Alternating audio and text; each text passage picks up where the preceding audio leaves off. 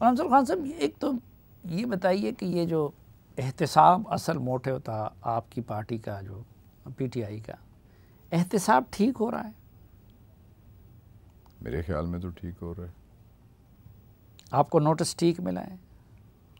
Notice गो मुझे नहीं मिला, लेकिन मैंने तो अपने आप को खुद भी पेश किया है और मैंने तो ये कहा है कि हम पूरी वफाकी काबीना अपने आप को पेश करते हैं और मैंने ये कहा कि जितने लोग हम पार्लियामेंट में, हम सब अपने आप को एहतसाब के लिए पेश करते हैं। सबका एहतसाब होना चाहिए, अक्रॉस दी बोर्ड होना चाहिए। और जो बात अच्छी नहीं लगी किसी को, कि उनका भी लाजमी होना चाहिए कि जिन्होंने 35 साल इक़्तिदार इंजॉय किया है, जो 3 बार वज़ीर आज़म बने हैं, उनका भी होना चाहिए।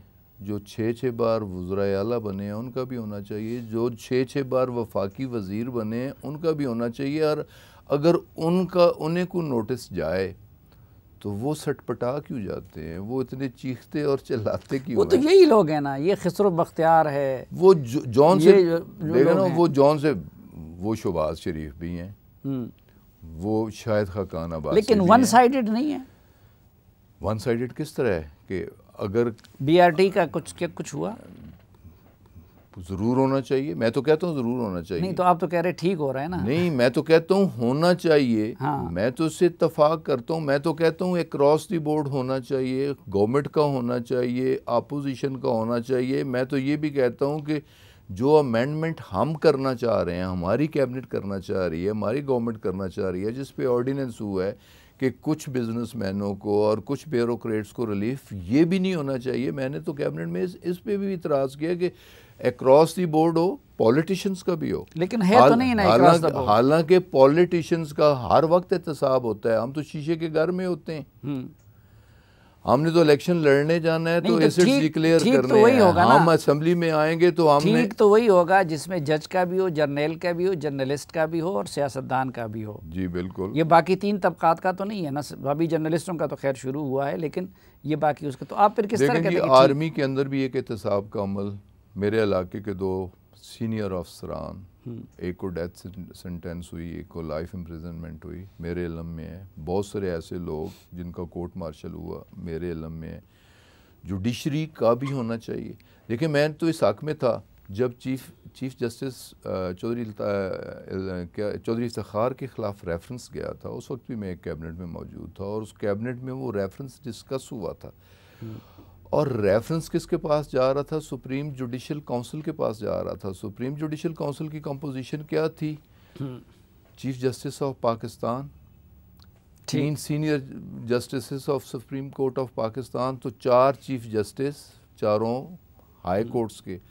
उन्होंने देख के रेफरेंस गलत था या रेफरेंस सही था, तो रेफरेंस सुना नहीं।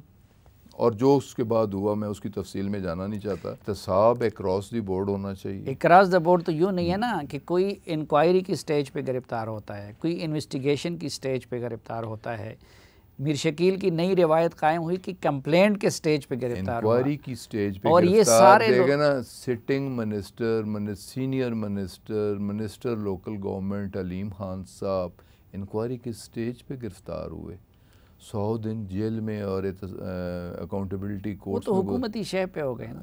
हुकूमती शह पे नहीं हुए, सिप्तैन खान हुए। आज एक और हमारे कुनियाजी साहब हैं, हमारे लेबर मिनिस्टर हैं पंजाब से, सुना है कि उन्हें भी नोटिस हुआ है। तो ये कुछ आपको अप्रिशिएट करना चाहिए साफ़ी साहब कि तो आपको मिलने वाला नोटिस भी हम अप्रिशिएट करें। मैंने खुद अप्रिशिएट किया है। आप करें ना करें, मैंने तो on the floor of the house appreciate किया है कि मुझे अपनी सफाई देने का मौका मिल जाएगा। और मैंने तो ये भी कहा कि ठीक है, जो मेरे खिलाफ आए इस पार्लियामेंट में बताया जाए कि जब मैं पॉलिटिक्स में आया तो मेरे एसेट्स क्या थे, आज मैं जहाँ खड़ा हूँ मेरे एसेट्स क्या हैं। जहांगीर तरीन के साथ अच्छा हो रहा है या बुरा हो रहा है?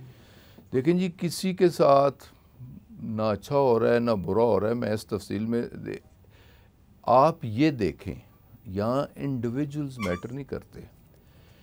कभी किसी ने, मुझे भी 40 साल इस फील्ड में साफ़ी साहब हो गए हैं, मैंने नवाज़ शरीफ की 3 बार हुकूमत भी देखी है और 6 बार उसकी सूबे में भी हुकूमत देखी है, और आज भी 6ठी बार पीपल्स पार्टी की हुकूमत भी मौजूद है। कि पीपल्स पार्टी के आज भी चीफ मिनिस्टर और मिनिस्टर्स मौजूद हैं और करप्शन के चर्चे आम हैं।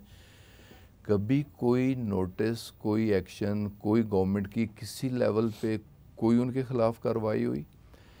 कभी इनके अपने अदवार में इनके खिलाफ कोई एक्शन हुआ? तो अगर वो तो बुरे थे ना। नहीं, मैं बुरा नहीं कह रहा, मैं बुरा नहीं कह रहा। ये तो अप्रिशिएट करना चाहिए कि पाकिस्तान की हिस्ट्री में पब्लिक इम्पोर्टेंस के इश्यूज़ पे अगर आटा चीनी नापैद हुए, उनका कोई क्राइसिस आया, पब्लिक की डिमांड थी, कैबिनेट में डिस्कस हुआ, तो उस पे भी एक कमीशन बना। और फिर एक कमीशन ने जिन लोगों को जिम्मेदार करार दिया है, जहांगीर तरीन, खिसरो बख्तार, इनके खिलाफ कार्रवाई होनी चाहिए कि नहीं?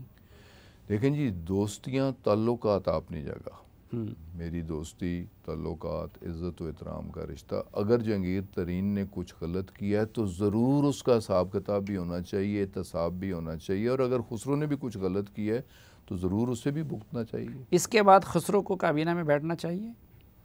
ये तो डिपेंड करता है, खुसरो के ख़िलाफ़ कोई वर्डिक्ट नहीं आया ना। अगर उसका भाई इसमें डायरेक्टली इन्वॉल्व है तो कहीं खुसरो बख्तियार की इन्वॉल्वमेंट, तो फिर सुलेमान शहबाज के लिए फिर शहबाज शरीफ का कोई ताल्लुक नहीं? सुलेमान शहबाज डायरेक्टली इन्वॉल्व, लेकिन शहबाज शरीफ हमजा शहबाज डायरेक्टली इन्वॉल्व, लेकिन शहबाज शरीफ का फिर कोई ताल्लुक शहबाज नहीं शरीफ साहब डायरेक्टली इन्वॉल्व। जो उनके 25 केसेस हैं, जो उनके मनी लॉन्ड्रिंग के केसेस हैं, उनमें डायरेक्टली वो इन्वॉल्व हैं, उनके मुलाजिम हैं, उनके अकाउंट्स हैं, उनकी कंपनीज में पार्टनर्स हैं। तो मैं वो सारे लोग जिनके खिलाफ कुछ हो रहा है, मैं कम अज़ कम इस सारे प्रोसेस को सराहता हूँ। कि ये जिन जिन लोगों के नाम है, और यानी माजी में भी लूटा गया है, लेकिन रिपोर्ट तो ये बता रही है कि जिस बुरी तरीके से अब के बार लूटा गया है, माजी में मिसाल नहीं मिलती, तो क्या ये सारे लोग नैब के सपोर्ट करना चाहिए? 2017-18 में शायद खाकान साहब प्राइम मिनिस्टर थे, 22 बिलियन की सब्सिडी देते हैं। मुस्लिम लीग नवाज की हुकूमत होती है, 29 बिलियन सब्सिडी देते हैं। और सब्सिडी किसको दे रहा है? प्राइम मिनिस्टर, एक नॉमिनेटेड प्राइम मिनिस्टर। कमीशन की रिपोर्ट की बुनियाद पे बता रहा हूँ, मसला सिर्फ सब्सिडी नहीं है, मसला मसनूई किल्लत पैदा करके माल कमाने का है, मसला अफ़गानिस्तान के नाम पे जाली स्मगलिंग का है। और आपके दौर के बारे में इसी ने कहा है कि एक साल में 2018-19 में 70 अरब और 2020 में 100 अरब की लूट मार इन लोगों ने की है। तो मसला सब्सिडी से बहुत आगे है। तो आप नहीं समझते कि इन सब लोगों को नैब के सपोर्ट करना चाहिए? देखें जी, पहली बात तो ये है कि कमीशन को, मैं अब भी कह रहा हूँ कि सिलेक्टिव एहतसाब नहीं करना चाहिए।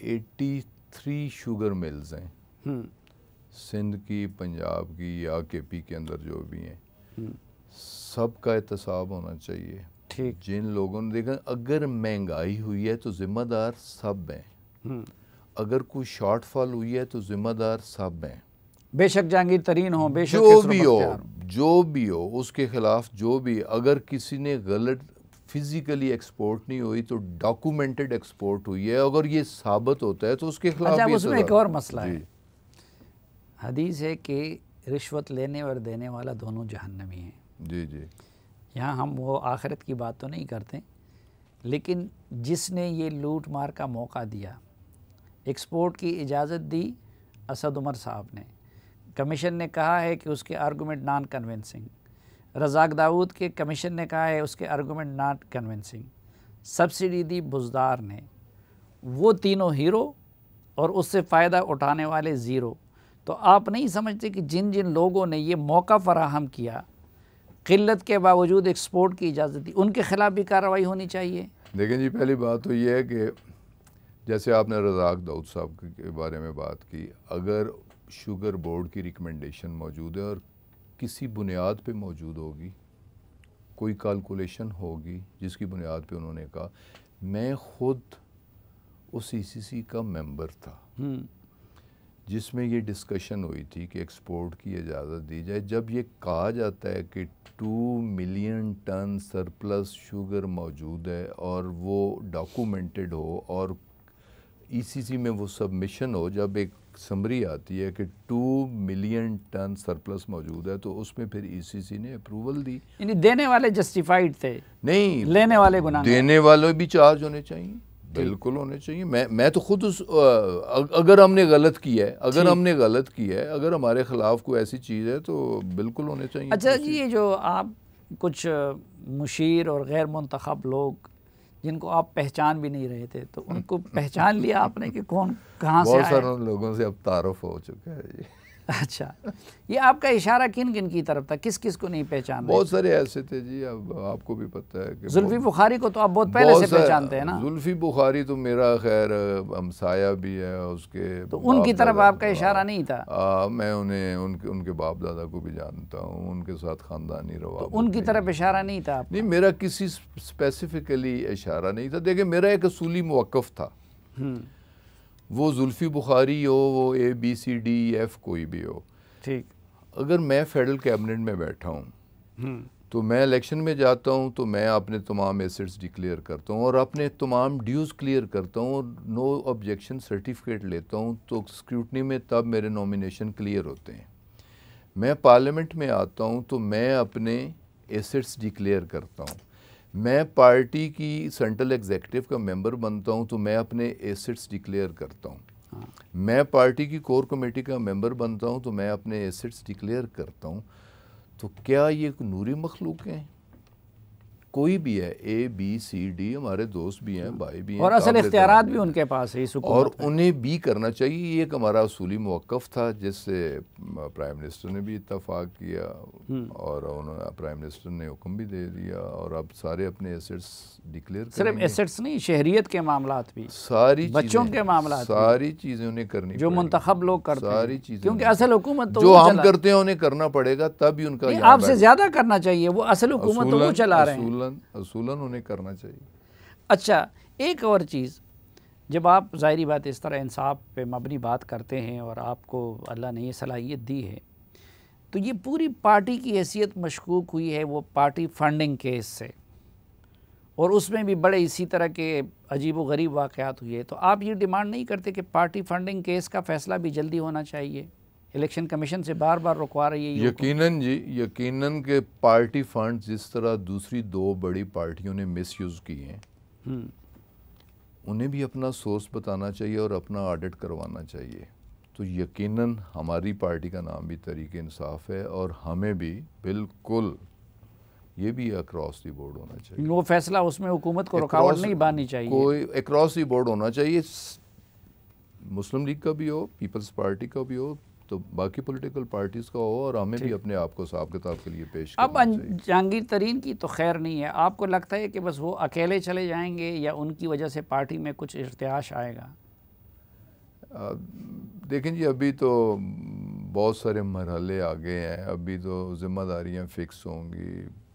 वो अपने राइट के लिए, वो अपने दफा के लिए उनके पास रेमेडीज़ हैं, कोर्ट्स हैं, अदालतें। वो तो है, लेकिन कल तक एक बंदा डिप्टी प्राइम मिनिस्टर थे, इमरान खान के बाद ज़्यादा बाइख्तियार थे। एक चीज़ इमरान खान की 90% लोग वो लाए हैं, आज वो कंडे लाइन लग गए, ज़ेर अताब हैं। खूबी समझें, खामी समझें, हाँ, खूबी समझें या खामी समझें, वो एक ग्रेटर ऑब्जेक्ट के लिए ना दोस्ती देखता है, ना रिश्ते देखता है, नमाजी देखता है, ना देखे ना।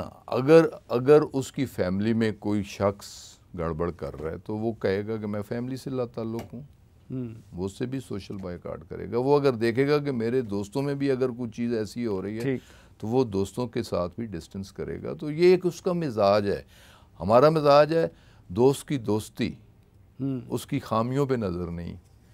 तो ये हर बंदे का एक अंदाज़ है, सोचने का अंदाज़ है, तल्लुकात बनाने का अंदाज़ है, तल्लुकात निभाने का। खान साहब जब वक्त आते तो फिर नहीं, किसी चीज़ को ख्याल में नहीं। इमरान खान, देखे ना, एक चीज़ आपको असलीम भाई माननी पड़ेगी, और मैं दावे के साथ ये चीज़ कह रहा हूँ, मैंने 40 साल सियासत में गुजारे हैं।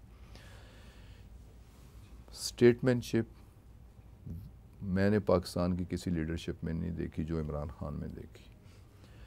दयानत मैंने जो भी पाकिस्तान की लीडरशिप में, मुहतरमा बेनज़ीर भुट्टो की शक्ल में ये तो जो भी वज़ीर आज़म होता है उसके बारे में लोग ये कहते हैं। ना ना ना ना, मैं मोहम्मद खान जुनेजो की सूरत में, मैं ज़ियाउल हक की सूरत में, मैं शौकत अजीज़ की सूरत में, यू टर्न्स किसी और वज़ीर आज़म के इतने देखे हैं। देखें ना, एक बड़ा मकसद हासिल करने के लिए, ज़िंदगी में एक बड़ा मकसद हासिल करने के लिए रास्ता अगर तब्दील करना पड़े तो ये कोई हर्ज नहीं। लेकिन यू टर्न भी किसी और वज़ीर आज़म के देखो ना, यू टर्न रास्ता तब्दील करने को कहते हैं। नहीं, आप ठीक है, अच्छी वसफ उसको कहे, लेकिन इतने किसी और के तो नहीं देखे होंगे ना। असूल के लिए अजीम तर मकासद हासिल करने के लिए मेरे ख्याल है कोई जुर्म नहीं। देखें ना, आर्मी भी रिट्रीट करती है, सेकंड डिफेंस में आ जाती है, समझते हैं कि हम इस पे भी डिफेंस नहीं कर सकते, फिर तीसरी डिफेंस लाइन में आ जाती है, तीसरी डिफेंस लाइन में आके फिर एग्रेशन करती है। तो ये एक स्ट्रेटजी होती है हर फील्ड की। बहुत शुक्रिया जनाब ग़ुलाम सरवर ख़ान साहब जरगा में तशरीफ़ लाने का और हमें वक्त देने का। नाज़रीन, ग़ुलाम सरवर ख़ान साहब के एक बार फिर शुक्रिया और इस दुआ के साथ कि आप जहाँ भी रहें खैरियत से रहें, आज के स्पेशल जरगे से इजाज़त चाहता हूँ। अल्लाह हाफ़िज़।